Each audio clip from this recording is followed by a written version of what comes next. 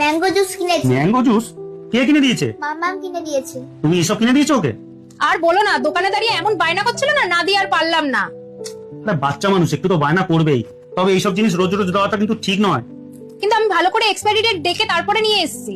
যতই expiry date দেখে নাও, তুমি একটা কাজ করো, তুমি একটা কাঁচের বাটি বা গ্লাস আর একটা কাঁচি নিয়ে আসো। কাঁচের বাটি, গ্লাস এগুলো দিয়ে কি হবে? খাওয়ার জন্য তো স্ট্র দিয়েছে। স্ট্র দিয়েছে সেটা আমিও দেখেছি। দেখো, এটা এমন একটা প্যাকেট যেটা চারিদিক থেকে সিল করা, এর ভেতরে কি জুস আছে সেটা কিন্তু আমরা বাইরে থেকে দেখতে পাচ্ছি না। আদৌ ঠিক আছে না ভুল আছে সেটা চেক করে তবেই এটা খাওয়া উচিত। দুম করে স্ট্র খুলে এর ভেতরে ঢুকিয়ে না দেখে সেটাকে খেয়ে নেওয়াটা ঠিক না। কেন বলছি তার জন্য তোমাকে একটা ভিডিও দেখাচ্ছি, দেখো, তুইও দেখ, এদিকে দেখ। দেখো, এখানে প্রথমে এক্সপায়ারি ডেটটা দেখো 9/10/2025। এবার এটাকে কাঁচি দিয়ে কাটছে, দেখো, ঠিক আছে? এবার কাটার পর এর ভেতরটা দেখো ভালো করে, দেখতে পাচ্ছ?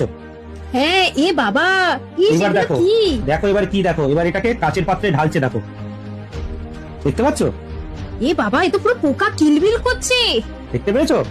এটাকে যদি হঠাৎ স্ট্র ঢুকিয়ে কেউ খেয়ে নিত, সে কি চট করে বুঝতে পারতো যে এর ভেতরে এইসব জিনিসগুলো রয়েছে?